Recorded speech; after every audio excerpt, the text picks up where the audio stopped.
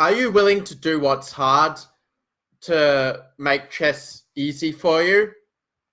Or are you only willing to do the easy things in chess and have a life of struggling to find the best chess moves and to get the improvement and achieve the chess dreams that you deeply desire? I'm Grandmaster Max Illingworth, and I want to share a really cool metaphor with you that I only learned about relatively recently, and it's known as the Marshmallow Test. And the point of the Marshmallow Test is basically to see, are you going to take the quick reward now, or are you going to delay that gratification to get a bigger reward later? So, okay, say you're watching this video and I offer you one marshmallow. Hey, here you go. Here's your tasty marshmallow. Enjoy it. But if you refuse the marshmallow and you couldn't wait for 3 hours, actual time doesn't matter, but let's say 3 hours, well, then I'm going to give you 2 of these juicy, succulent marshmallows for you to enjoy. So which one do you choose? Do you choose the 1 marshmallow now or the 2 marshmallows in 3 hours from now? And the thing is that, most people, I find, actually choose the 1 marshmallow in reality, because often we sort of think, well, we don't know how long it's going to be there. What if we wait and there aren't any marshmallows left? But if you're able to wait for the 2 marshmallows and get the greater reward by just not jumping in right away and taking it first thing on offer, well, that's sort of a sign that you're going to have a much greater success and a much more abundant life in general.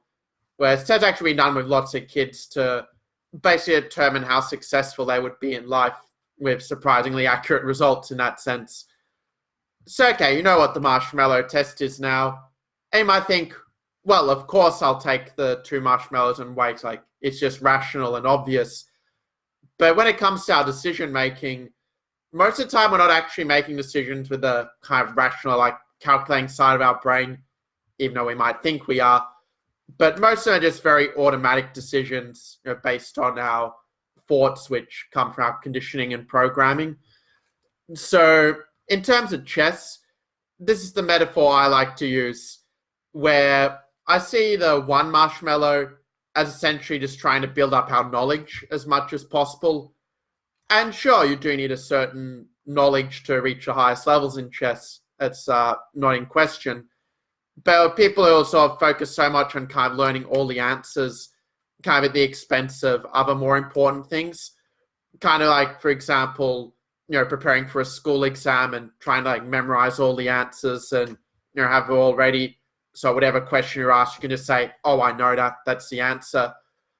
But I find that's not really how chess skill kind of works.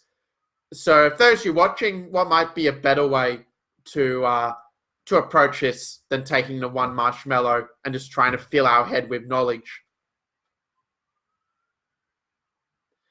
That's right. What we can do instead is we can build up our skill, build up our chess skill.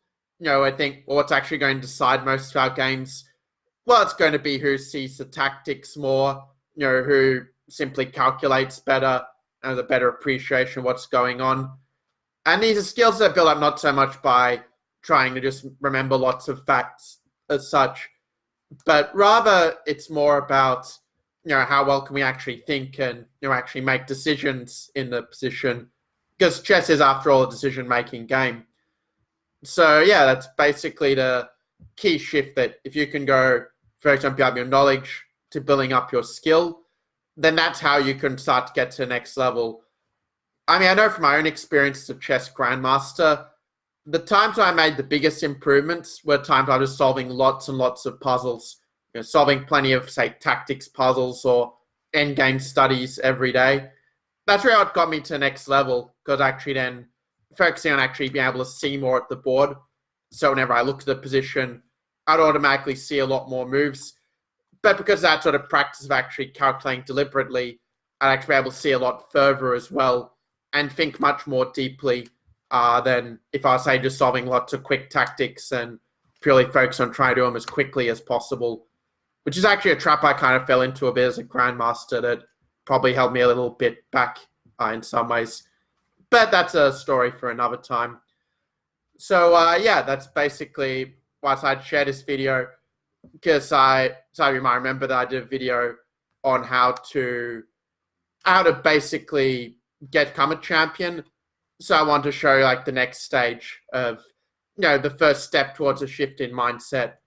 Once you stop being afraid of, what if I don't know this, and focus on what's the skills to develop to get to that next level, then I'm sure you're going to start to see the difference in your chess, especially when you're actually doing the work and taking that action every day. So having watched this video, what things are you going to do differently in your own chess training? What might be some new goals you might have that you didn't have before watching this video? And finally, what action are you committed to this week so that you can achieve your chess dream, which we know would mean the world to you, right? So thanks for watching, and I'll see you in the next video.